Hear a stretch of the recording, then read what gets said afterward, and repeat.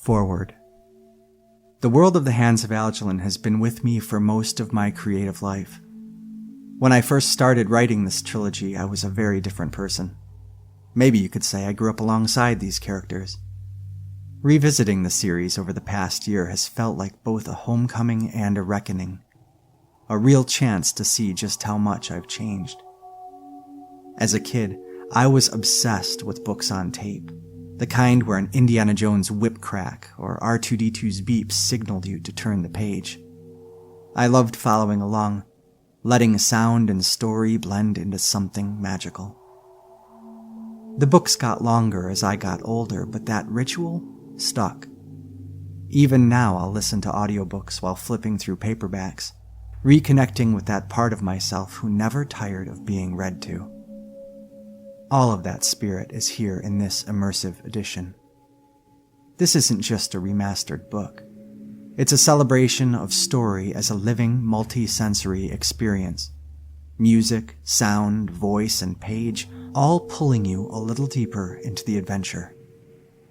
My hope is that you'll enjoy following along, maybe with the book in hand, maybe with your eyes closed, letting the soundscapes do their work. And if, even for a little while, you lose yourself in the saga of the holders as they strive to correct Aldulan's dire mistakes, I'll know I've succeeded. Enjoy the journey. Eric A. Radulski, July 2025.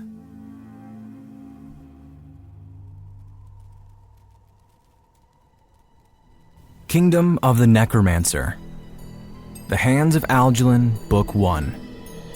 Written by Eric A. Radulski. Narrated by David Ilkert. Prologue. Aldulan was both wise and ancient. He had known the world when it was peaceful, and had wandered the world of Ariok for many long years before the night held any danger in its darkness.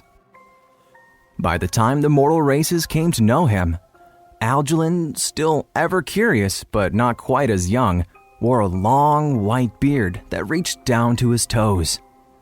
Thick gray hair fell in a flood of tight braids down his back, and he wore white and blue cloaks that glimmered like night reflected off of newly fallen snow.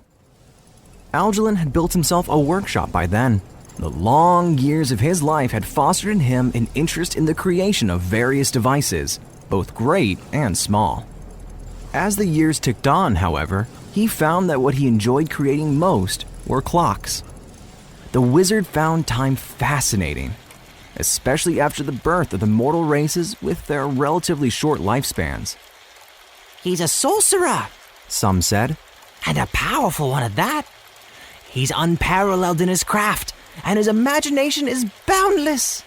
His eyes are as keen as his thoughts are deep, and his hands are the tools of the gods on this earth." During that time, now long forgotten, many curious travelers found their way down the twisting brick path that led to Aldulan's ornate front gate. Upon returning from their visit to the wizard's mansion, travelers would regale eager listeners with tales from their trip. As the years passed, however, the world grew less friendly around its edges, and these changes found themselves reflected in Aldulan's mansion, much to the wizard's chagrin. Instead of light, a growing darkness, an inky shadow, fell over all that the wizard had made. He noticed that even some of his mystical timepieces had started to show signs of the growing unrest in the world abroad. Noticing these changes with a growing dread, Aldulan banished these rogue clocks to a musty basement, and then retreated to the sanctuary of his workshop to work on what would eventually become his greatest, most mysterious invention. Into it, the wizard poured all of his magical power, all of his knowledge, and all of his hope for the mortal kind, which, of course, was ironic, for it had been mortal kind that had ushered the shadow into Aldulan's home in the first place. The brave men of the plains, the sturdy Dradens of the mountain passes, the graceful Elsinians of the forest realms, and the fierce Ganglans of the hills had all begun to forget the simpler wonders of magic and nature. They had discovered the persuasive draw of gold and blood and power, and those discoveries made them sick with want. The shadow of greed swept across the land, blotting out the light with a shroud of oily smoke. War erupted between the races as they fought each other for control of the world and all of its intoxicating power. Blood flowed more than wine, sorrow filled hearts more than joy, and death and fear reigned supreme over life and peace. Aldulan was forgotten to mortal kind during this dark time, but the wizard had not forgotten the world. Through the turmoil, he was relentless, toiling in the dim torchlight of his shop. The bloodshed lasted years, and as the years went on, the atrocities of the war grew in scope. Cities fell into ruin, and ancient peoples were left decimated. Pillars of smoke billowed up into the air, leaving the lands of Ariok blind with fluttering ash. As the world of Ariok cried beneath a never-ending dusk, and night threatened to enfold the world forever, Aldulan finished his masterpiece at last. Emerging from his workshop, the ancient wizard beheld the scope of mortal kind's destructiveness firsthand. He saw the crumbled cities. He saw the charred bodies. He saw the endless seas of floating waste. He saw all of these things and became sickened by what mortal kind had become. In his sorrow, Aldulan wondered if he should use his invention at all. Perhaps it would be better if I just stood aside and let the mortal races finish what they've begun, he thought. It will only take a little longer. They're butchering themselves out of existence. Who am I to stop them? After several days of uncertainty, Aldulan decided that mortal kind did deserve another chance. It was his hope that the mortal races might develop differently if they were given back their naivety. It was with this hope in his heart that the wizard turned back the hands of his simple-looking clock. Immediately, a sound like a chorus of angels filled the heavens as cleansing fires dashed across the lands of the world. Earthquakes shook mountains to their heights, and the sea rose up in great, bounding tidal waves to wash away the world of Ariok's savage battle wounds. Men retreated to their homes, and angry beasts curled up in their burrows before falling into a deep, immediate sleep. When they awoke from their long slumber, the mortal races had forgotten the brutal war of the years before. During the years of the sleep, as Aldulan called it, the wizard finished training his pupils, Aldfrost and Gastian. Aldfrost became the protector of the lore and history of the clock, while Gastian was charged with the dismantling of the clock and with taking its pieces to the far corners of the realm to ensure that it would never be used again, except in a time of greatest necessity. The keepers of the clock's relics were known as the Holders, and the great forgotten war was to be remembered as the undoing to Aldulan's progeny. Written as such in the pages of their secret histories, the knowledge of the clock was protected through the ages, although the clock had never been used since. The pieces of the clock rested safely in the hands of the Holders, although most of the Holders knew nothing of what they possessed, as the knowledge of what it was that they had been forgotten with the passing of time. In the years following the undoing, the balance between good and evil, greed and wonder, once again became more and more tenuous. All the while, a great darkness had been gaining power in the northeast, in the dark land of Malifas, and its goal was not domination. It was destruction. Nearly 1,000 years after the undoing, all was nearly lost again. Chapter 1. Sorrow's Keep was a small, snow-strangled village on the southwestern edge of Fangren Peaks. It was a depressed little place, so choked by the never-ending winter nights of the region, and so frightened by its proximity to the dreaded peaks, that it was a wonder that anyone lived there at all. The citizens of Sorrow's Keep were stubborn, though. Tempered by the burning winter winds, they were hardened like stone and immovable like the mountains of the Fangren Peaks. Bull-headed and obdurate, they had no need for complaints, or time enough to spare to hear them. "Save it for the Maker," some would say. "If you're complaining, you must not be dead, so why bother?" Constantly occupied with the business of survival, the citizens of Sorrow's Peak were kept busy enough.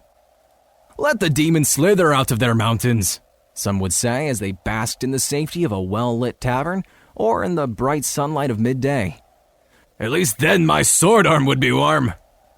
Sorrow's Keep was very quiet at night, though, despite these brash daytime declarations. No one dared to leave a door unbarred or a window cracked open.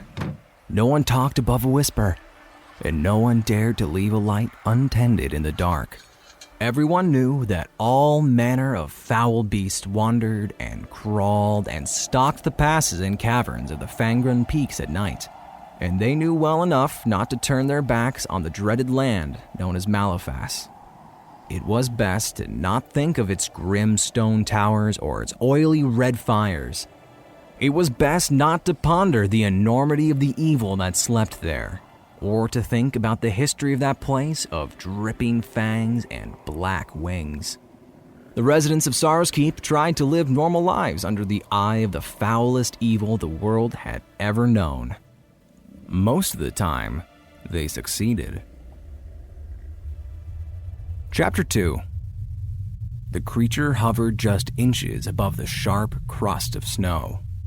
Its cloaks were long and tattered, and its dreadful face was buried somewhere in the deep, dark shadows of its hood. Its breath was a rumbling rasp, fetid-smelling, like the creature had gorged itself on the fruits of some old, rotten grave. Moving with grim purpose, the creature had been sent from the Tower of Kyogar. It had been there, in the deepest hallways of that sweltering tower, that Sugradath had given the beast its orders. Now it disturbed nothing in its silent drift across the barren landscape.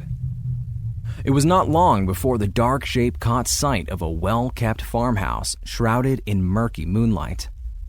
Reaching out one of its sinewy hands, the hooded werelock hissed an incantation into the cold, watching as its hot breath billowed out of its toothless mouth in a plume of curling silver smoke. The incantation sharpened the shape-shifting creature's senses.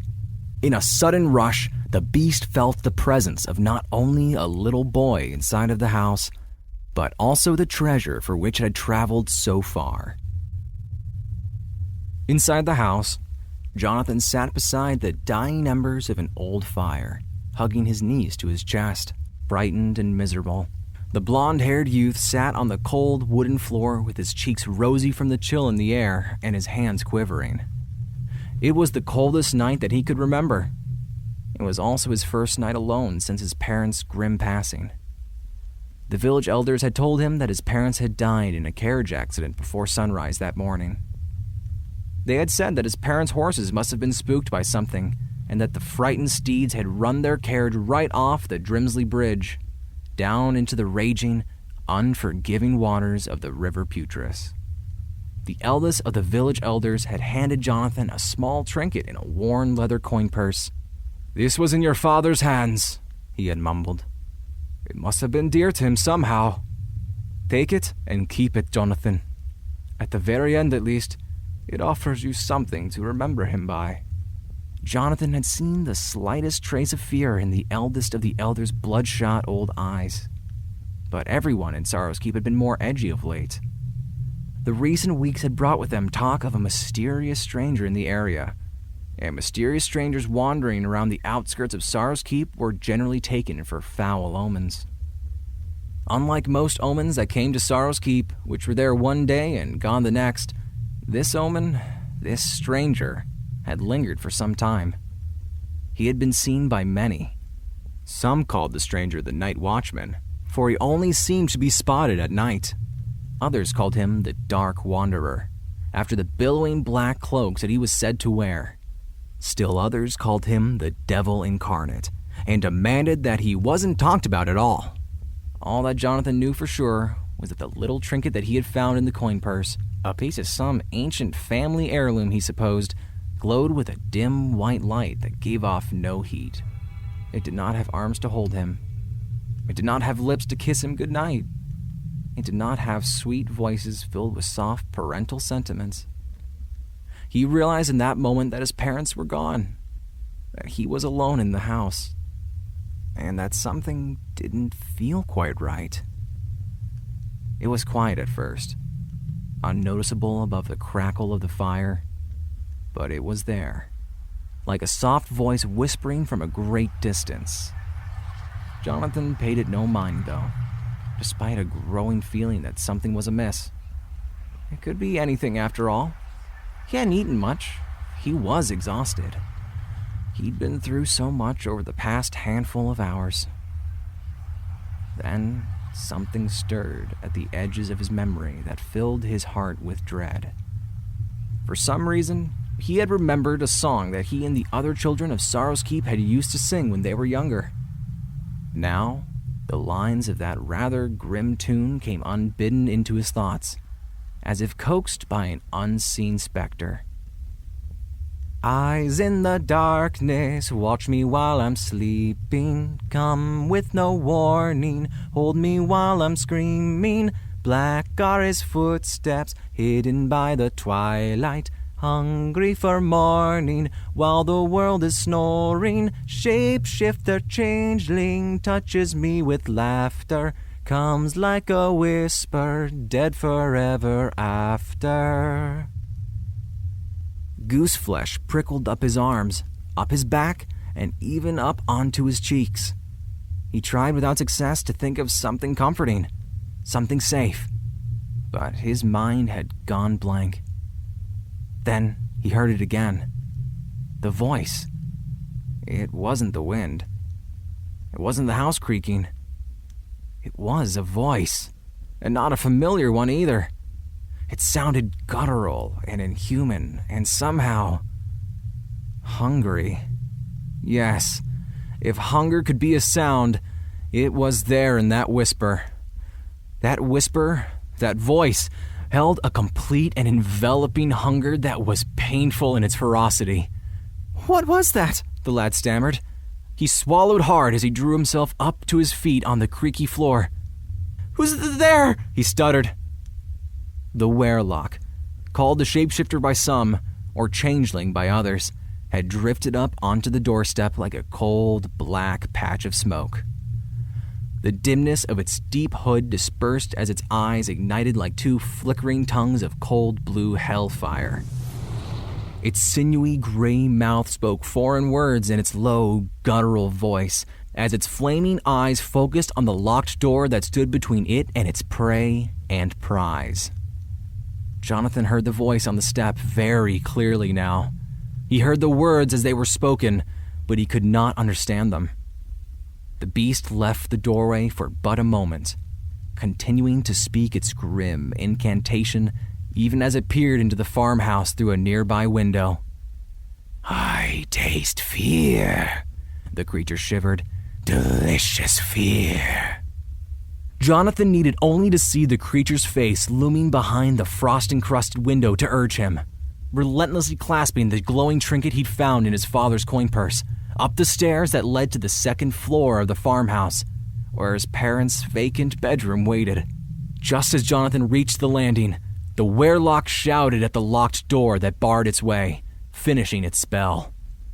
The force of the Werlock's voice blew the door off of its hinges and burst it into thousands upon thousands of splinters that fanned into the small living room that lay beyond.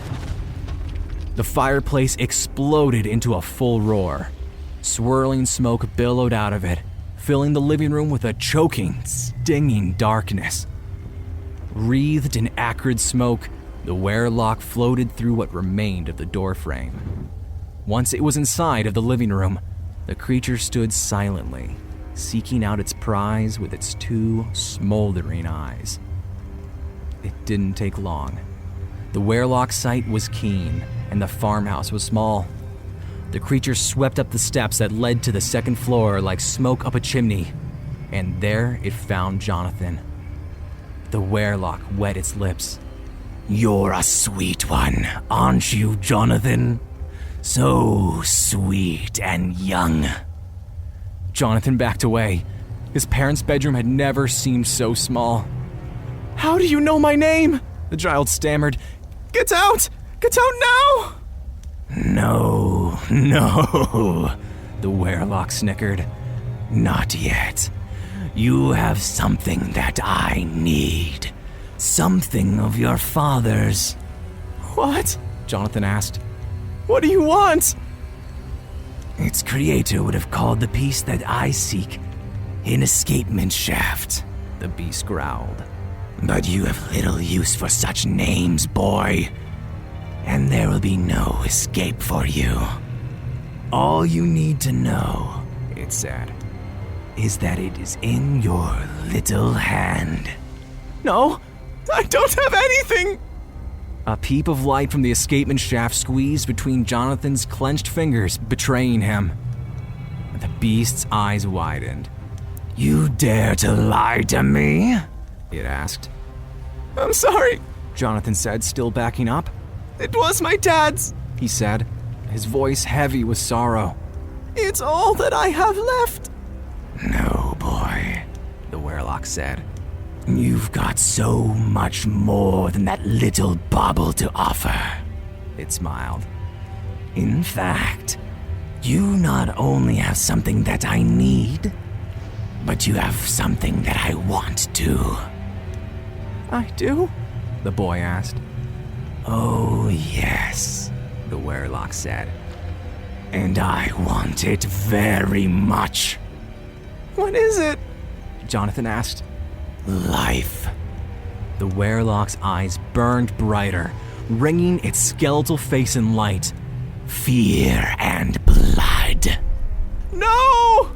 Jonathan screamed, tripping back over his own 2 feet to land sprawled out with his back against the cold, wooden floor. The werewolf laughed mirthlessly at the boy. Give me what I've come for, child, the beast insisted. Its eyes pulsed with power, humming as they burned. This doesn't have to hurt. Just give me the relic. It closed in on its prey. And I'll make sure that you don't feel a thing, the beast lied. Jonathan crawled backwards on the palms of his hands, shaking his head. No, he cried. Leave me alone. Oh no. The werewolf shook its head. That I cannot do. My master, Sugradath, demands my success, it said. My failure would mean my death. The beast reared up and floated like a dark cloud, looming over the child that cowered before it. Its black hole of a smile grew larger as its gums sprouted monstrous, twisting fangs. The fangs looked more like sharp, elongated toenails than teeth, all curled, coiled, and yellow. Gray spittle spattered down onto the wooden floor from the corners of its mouth as its teeth knifed up from its black gums. The stench of the beast's foul-smelling saliva reeked of sulfur and brimstone. Do you miss your parents, Jonathan? The creature smiled with its dripping new teeth. Do you miss your family? Terrified, Jonathan nodded. Hot tears cascaded down his flushed cheeks. The werewolf bent down to the boy. Good, it said. I'll show you where they are. Just stay still. Jonathan felt the sickening wetness of the werewolf's clammy touch and smelled the fetid stench of the creature's hot, death-scented breath. He saw the monster's burning eyes as they bore down upon him, and he saw the creature's wicked fangs as they closed in around his neck. But his terror kept him petrified.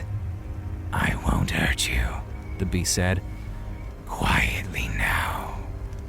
The boy felt an engulfing, embracing pain. It was unlike anything he had ever known as the werewolf's twisted fangs raked open his throat with a splash of eager, red blood.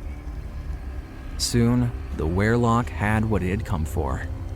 With the tiny escapement shaft in its grasp, a small trinket that looked like little more than an insignificant length of thin metal rod, the creature would soon be back inside of Malefest's horrible walls of screaming obsidian stone. Inside the farmhouse, blood had started seeping through the floor to pool in the middle of the living room's soot-blackened ceiling. The fire was growing in the fireplace. Soon, it would consume the house, hungrily The flames would eat away at the wood and the cloth and the painful memories. After the fire's feast, all that would remain of the house would be the old stone bones of its frame and some sad, windswept ashes.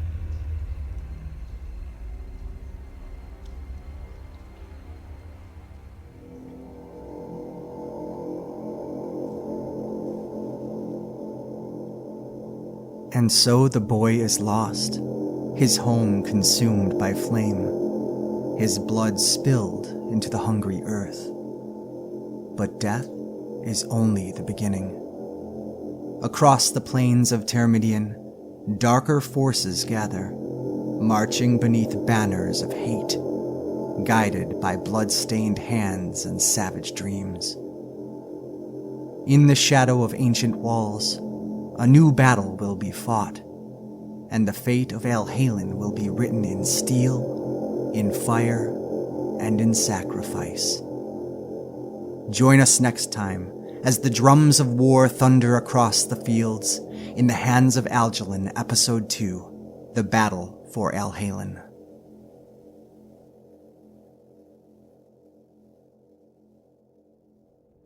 Thank you for joining us for this episode of The Hands of Aldulan, Kingdom of the Necromancer.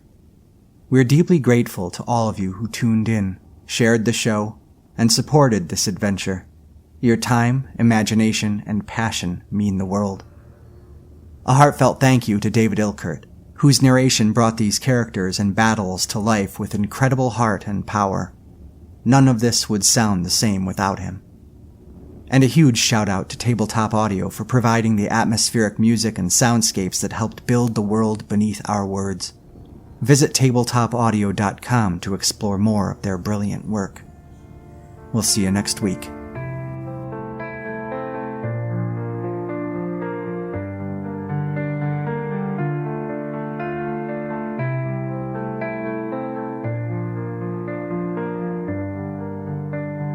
Eyes in the darkness, watch me while I'm sleeping. Come with no warning, hold me while I'm screaming.